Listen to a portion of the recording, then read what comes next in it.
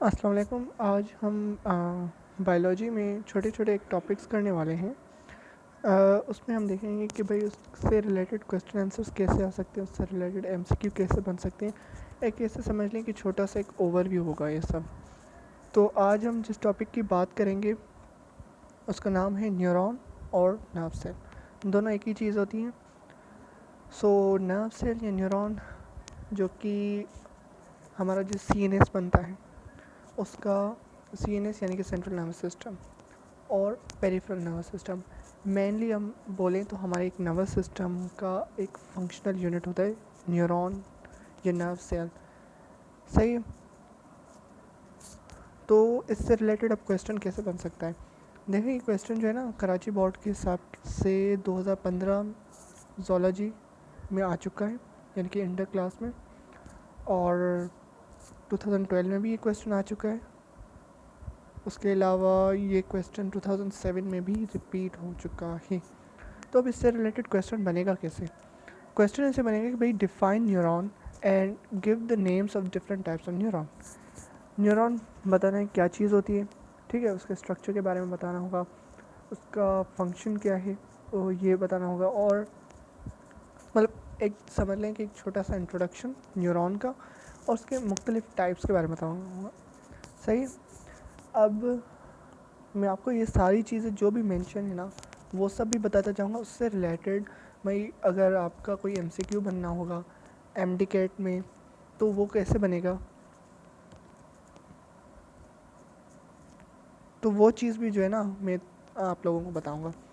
सही है। अब देखें तो पहले न्यूरॉन होता क्या है। Neuron is a special kind of animal cell which can generate and conduct electric current. ये एक ऐसा स्पेशल टाइप ऑफ सेल होता है आपका जो कि अपना इलेक्ट्रिकल इम्पल्स जो इलेक्ट्रोकेमिकल मैसेज होता है उसे जनरेट भी कर सकता है, उसके अलावा उसे कंडक्ट भी कर सकता है यानी कि ट्रांसमिट कर सकता है एक न्यूरॉन से दूसरे न्यूरॉन की तरफ। सही। और इसके बारे में एक और चीज़ ये भी कि ये हमारी बॉडी का एक लॉन्गेस्ट सेल है।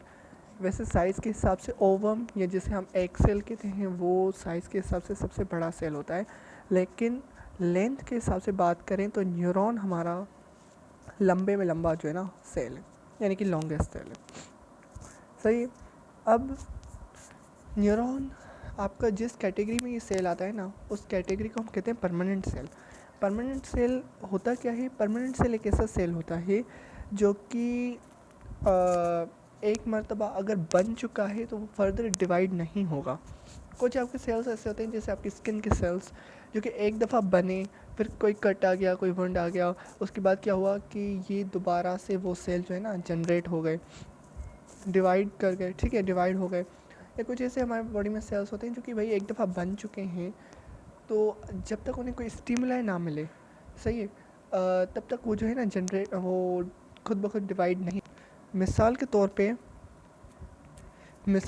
भाई लिवर के सेल्स वो सेल्स होते हैं जो कि एक मर्तबा अगर बन चुके हैं हमारी बॉडी में, अगर एक मर्तबा बन चुके हैं, जब तक जो है ना हम करते क्या हैं, लिवर के ट्रांसप्लांट के दौरान हम ये करते हैं कि एक बंदे डोनर से हम जो है ना लिवर का एक छोटा सा टुकड़ा लेते हैं और जो है जो बंदा रिसीव कर रहा है ना उस लिवर को, तो उस पार्ट को हम जो है ना एक छोटा सा पार्ट लगा देते हैं जो कि खुद ब खुद डिवाइड करता है।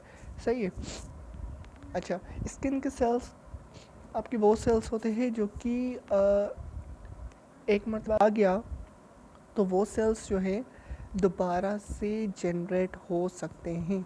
सही है। न्यूरॉन की बात करें तो वो परमानेंट सेल्स की कैटेगरी में लाया करते हैं, ये दोबारा से जनरेट नहीं हो सकते। सही। ये हो गई एक दो चीज़ें जो है ना एमटीकेट के पॉइंट ऑफ व्यू से। अभी देखेंगे हम स्ट्रक्चर ऑफ द न्यूरॉन के स्ट्रक्चर के बारे में। मेन तीन चीज़ें हैं, आपको पता होगा कि सोमा या सेल बॉडी जिसे कहते हैं, ठीक है, मेन न्यूट्रिशनल पार्ट, या इसका दूसरा नाम पेरिकेरियन। सही है, पेरिकेरियन भी आप इसे कह सकते हो। और दूसरी पार्ट आप दूसरा जो है ना डेंड्राइट और तीसरा एक्सोन। सही। सोमा के बारे में बताऊँ तो सोमा के अंदर आपके पास साइटोप्लाज्म और न्यूक्लियस दोनों होता है। उसके अलावा जो एक टिपिकल सेल के अंदर ऑर्गेनेल्स मौजूद होते हैं, सेम वही ऑर्गेनेल्स इसमें भी मौजूद होते हैं। इसमें एक और एडिशनल चीज़ होती है जिसे हम कहते हैं नेज़ल सब्सटेंस। नेज़ल सब्सटेंस हम कहते हैं कि भाई राइबोसोम और endoplasmic reticulum, specially the rough endoplasmic reticulum, इन दोनों को मिलाकर हम नेज़ल सब्सटेंस कहते हैं। सही है। अब दूसरी चीज़ जो मौजूद होती है वो उसे कहते हैं डेंड्राइट्स। डेंड्राइट्स और एक्सॉन्स की बात कर लो तो डेंड्राइट्स और एक्सॉन दोनों जो है ना साइटोप्लाज्मिक प्रोजेक्शंस ही होती हैं न्यूरॉन की। सही है। पर फ़र्क क्या हुआ? फ़र्क ये हुआ कि डेंड्राइट्स जो इम्पल्स आता है, जो भी इलेक्ट्रिकल इम्पल्स आ रहा है, वो डेंड्राइट्स उस इलेक्ट्रिकल इम्पल्स को रिसीव करते हैं। सही है। और उस जो है ना इलेक्ट्रिकल इम्पल्स को सेल बॉडी की तरफ ले आते हैं। जबकि एक्सॉन की बात करें तो एक्सॉन जो है ना वो अपने से दूर जो है दूसरे न्यूरॉन के डेंड्राइट की तरफ जो है ना इलेक्ट्रिकल इम्पल्स को जो है ना ये कंडक्ट करवाता है। सही है। तो डेंड्राइट क्या करवाता है? Convey the electrical impulse to the soma. सही है। और एक्सॉन की बात कर ले तो axon actually it arises opposite to dendrites. सही है। ये इसकी बॉडी जो है ना वो कवर हुई होती है माइलिन शीट से। माइलिन शीट किसे कहते हैं? लिपिड की बनी हुई जो है ना एक मेम्ब्रेन के लिए वो होती है, जो कि मेनली जो है ना इंसुलेशन प्रोवाइड करती है उस न्यूरॉन को। सही है। एक्सॉन की एंड में ना नोब लाइक स्ट्रक्चर्स बने जिसे एक्सॉन टर्मिनल्स कहते हैं। सही। जो आगे जाकर आप पढ़ेंगे साइनेप्स, तो उसमें उसका काफ़ी रोल होता है। जब भी इलेक्ट्रिकल इम्पल्स वहाँ तक पहुँचता है तो न्यूरो ट्रांसमीटर्स वगैरह रिलीज़ होते हैं। सही। अब स्ट्रक्चर की बात कर ले तो ये वाला स्ट्रक्चर, ये आपका सोमा है, इसके अंदर आपका न्यूक्लियस मौजूद होगा और इसके चारों तरफ जो है ना साइटोप्लाज्म मौजूद होगा। सही। जो छोटी छोटी प्रोजेक्शंस आपको नज़र आ रही हैं, ये वाली छोटी छोटी projections these are called dendrites. सही है। और ये जो लंबी सी प्रोजेक्शन आपको नज़र आ रही है ये है एक्सॉन। सही। Axon is covered by the myelin sheet. ये आपको जो है ना बीच बीच में जो बड़े बड़े आपको ब्लॉक्स नज़र आ रहे हैं, ये this is called myelin sheath. सही है। अच्छा, क्या है, एक माइलिन शीट और दूसरी माइलिन शीट के दरमियान जो है ना एक गैप मौजूद होता है, उसे कहते हैं नोड ऑफ रैनवीर। नोड ऑफ रैनवीर क्या होता है कि ऐसी पॉइंट जहाँ पर माइलिन शीट ना हो। सही। उसके अलावा जो मैसेजेस कंडक्ट होते हैं ना वो माइलिन शीट के ऊपर से कंडक्ट नहीं होते। यानी कि अगर मैसेज मूव कर रहा है तो एक नोड ऑफ रैनवीर से दूसरे नोड ऑफ रैनवीर, दूसरे से तीसरे नोड ऑफ रैनवीर, इस तरीके से मूव करके लाइक दिस ऐसे ऐसे ऐसे मूव करता जाएगा। तो it means what? It simply means कि उसमें जो कंडक्शन हो रही है ना न्यूरॉन में, it is not a continuous conduction, यानी कि एक स्ट्रेट लाइन में कंडक्शन नहीं है, बल्कि एक जंपिंग के मतलब जो एक इम्पल्स है ना वो जंप करता हुआ जो ना मूव करता जा रहा है टुवर्ड्स द एक्सॉन टर्मिनल। सही है। तो this type of conduction is known as the saltatory, या आप जंपिंग कंडक्शन से कह सकते हो। सही है। तो ये हो गई टिपिकल न्यूरॉन के हिसाब से बातें। टाइप्स की बात कर लें तो मेनली जो है ना इसके 3 टाइप्स होते हैं। क्लासिफिकेशन करने के ना बहुत सारे तरीके हैं। पोल्स के हिसाब से हम कहते हैं भाई यूनिपोलर, बाईपोलर, मल्टीपोलर। और फंक्शन के हिसाब से कहते हैं कि भाई सेंसरी न्यूरॉन्स होते हैं, मोटर न्यूरॉन्स होते हैं, इंटर न्यूरॉन्स होते हैं। सही है। तो होता क्या है कि कोई भी एक्सटर्नल स्टिमुलाई या इंटरनल स्टिमुलाई हार्मोन्स की शक्ल में या किसी भी दूसरे स्टिमुलाई की शक्ल में आता है, रिसीव होता है। ठीक है। रिसेप्टर्स उसे डिटेक्ट करते हैं और वो उस मैसेजेस को जो है ना CNS की तरफ पहुंचाते हैं। सपोज़ कर लो कि यहाँ पर रिसेप्टर है और ये वाली पॉइंट जो है ना आपका CNS है। सही है। This is point A and this is point B। तो यहाँ से लेकर यहाँ तक, यानी कि रिसेप्टर से लेकर CNS तक जो न्यूरॉन मैसेज लेकर जाता है उसे हम सेंसरी न्यूरॉन कहते हैं। It is also known as the unipolar neuron. सही है। MCQ के हिसाब से ये चीज़ याद कर लो। मोटर न्यूरॉन, भाई CNS की तरफ मैसेज आ चुका है, CNS उसे पढ़ेगा, ठीक है, उसके हिसाब से एक रिस्पॉन्स जनरेट करेगा। फिर वो रिस्पॉन्स वाला जो मैसेज है ना, वो CNS से मूव करता हुआ इफेक्टर्स यानी कि it could be your muscle, it could be your gland, वहाँ तक आएगा।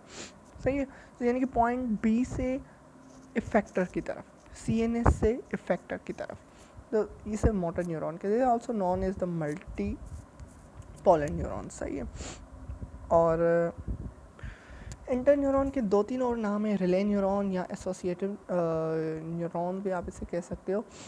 सही है, इसकी ट्री शेप्ड अपीयरेंस होती है, ट्री शेप्ड अपीयरेंस। इस ये मोस्टली जो है ना टिपिकली मल्टीपोलर होते हैं, पर एक आध इनमें से जो है ना बायपोलर भी होते हैं। तो ये 2 पोल्स उसके हमें मिलते हैं। ठीक है, it constitutes the central nervous system. से ब्रेन में अंदर या स्पाइनल कॉर्ड में अंदर जो न्यूरॉन्स होते हैं, they are mostly your interneurons. Function क्या होता है भैया, एक तो चीज़ ये कि ये फंक्शनल यूनिट है आपके नर्वस सिस्टम के, और दूसरी ये चीज़ कि ये मैसेज को रिसेप्टर के थ्रू डिटेक्ट करता है, उसे मूव करवाता है टुवर्ड्स द CNS उसके हिसाब से रिस्पॉन्स जनरेट करते हैं, और CNS वाला वो जो रिस्पॉन्स है वो आपके इफेक्टर की तरफ आता है bye means of a neuron. सही है, तो इम्पल्स को जनरेट करना, इम्पल्स को ट्रांसमिट या कंडक्ट करना, ये भी जो है ना न्यूरॉन्स का है। अच्छा जी, उसके हिसाब से अब 1-2 MCQ देख लेते हैं। Which is the correct pathway of the coordination. इसमें ऑप्शन नंबर C करेक्ट होगा, क्योंकि मैंने आपको ये चीज़ बताई थी कि रिसेप्टर पे इम्पल्स डिटेक्ट होंगे सेंसरी न्यूरॉन के थ्रू CNS की तरफ आएंगे। CNS में मेनली आपके इंटर न्यूरॉन्स होते हैं, ठीक है, पर इफेक्टर की तरफ जो रेस्पॉन्स होता है वो मोटर न्यूरॉन की तरफ, मोटर न्यूरॉन की जो है ना बदौलत पहुंचता है। तो ऑप्शन C यहाँ पर करेक्ट है। और नेक्स्ट MCQ है कि भाई diesel substance consist of ribosomes और endoplasmic reticulum which is present in the cytoplasm of. Mainly बात न्यूरॉन की कर रहे हैं, तो यहाँ पर ऑप्शन नंबर D करेक्ट होगा। एपिथेलियल सेल्स हम उन सेल्स को कहते हैं जो कि हमारी बॉडी की आउटर लाइनिंग को बनाते हैं। फ्लेम सेल्स आपने पढ़ा होगा कि प्लेटीहेल्मिन्थ्स जो होते हैं, which is actually the phyla of the kingdom animalia, उसमें जो एक्सक्रीटरी सेल्स होते हैं they are known as the flame cells. Guard cells आपने पढ़ा होगा प्लांट्स में, स्टोमेटा जिन 2 होल्स को दो स्टोमेटा जिन ऑरिफिस या जिन होल को सराउंड करते हैं। सही है, they are called mainly they are called stomata. पर जो सेल्स उस स्टोमेटा को सराउंड करते हैं ना, they are known as a guard cell. सही है, तो नेजल सब्सटेंस का हो गया कि ऑप्शन नंबर D यहाँ पर करेक्ट है। नेक्स्ट MCQ देख लें कि भाई the neuron which can transmit the nerve impulse very fast. अभी एक चीज़ आप याद रख लो, यहाँ पर एक अच्छा सा कॉन्सेप्ट है कि वो न्यूरॉन जो कि माइलिनेटेड होता है ना, उसमें ज़्यादातर कंडक्शन फास्ट होती है बनिस्बत उस न्यूरॉन की जो कि नॉन माइलिनेटेड होता है। अच्छा, एक चीज़ मैं यहाँ पर बताना भूल गया,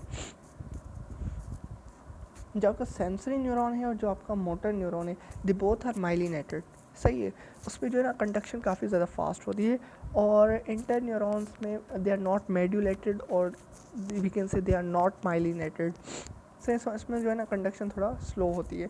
तो mainly option number B correct है, क्योंकि यहाँ पर सेंसरी और मोटर दोनों दिए गए हैं, और उन दोनों के लिए कलेक्टिव टर्म हमने देख ली कि माइलिनेटेड, सो हमने ऑप्शन नंबर B को करेक्ट कर लिया।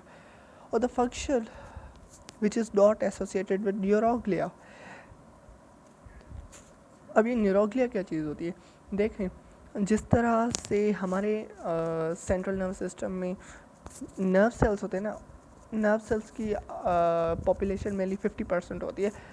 50% ऑफ द सेल्स दूसरे भी होते हैं जिन्हें हम न्यूरोग्लिया कहते हैं, यानी कि 50% आपका CNS या PNS जो भी है वो उससे बना हुआ होता है नर्व सेल से, और 50% आपका जो है ना न्यूरोग्लियल सेल्स बना होता है। न्यूरोग्लियल वो सेल्स होते हैं जो आपकी न्यूरॉन्स को सपोर्ट प्रोवाइड करते हैं, प्रोटेक्शन वगैरह प्रोवाइड करते हैं, न्यूट्रिएंट्स प्रोवाइड करते हैं। सही है, तो पर इनमें जो है ना एक एबिलिटी नहीं होती, वो ऑप्शन नंबर B में यहाँ पर है, ये इलेक्ट्रिकल इम्पल्स को जनरेट नहीं कर सकते। सही है, बाकी हाँ ऑप्शन नंबर A भी देख ले कि एक न्यूरॉन को दूसरे न्यूरॉन से सेपरेट करते हैं। सही है, और बाइलिन की जो है ना सिंथेसिस, ये भी इनका ही काम होता है, जो कि वो माइलिन शीट जो कि न्यूरॉन्स में मौजूद होती है, सही है। तो उस माइलिन शीट को बनाने का काम न्यूरोग्लियल सेल्स करते हैं, फेगोसाइटोसिस भी न्यूरोग्लियल सेल्स करते हैं, पर हाँ, ये जो सेल्स है ना वो लाइक हमारे नर्व सेल्स ये इम्पल्स को जनरेट नहीं करते। अच्छा, एक और चीज़ आप इसके बारे में याद रख लो, जो हमारे ब्रेन के अंदर ट्यूमर वगैरह होता है, तो ट्यूमर मेनली हमारे नर्व सेल्स में नहीं होता। ट्यूमर जो होता है जिन सेल्स में होता है उन्हें हम न्यूरोग्लियल सेल्स कहते हैं, right. So thank you very much, आज के लिए इतना ही। बाकी इंशाल्लाह हम नेक्स्ट वीडियो में न्यूरोग्लिया के बारे में बात कर लेंगे।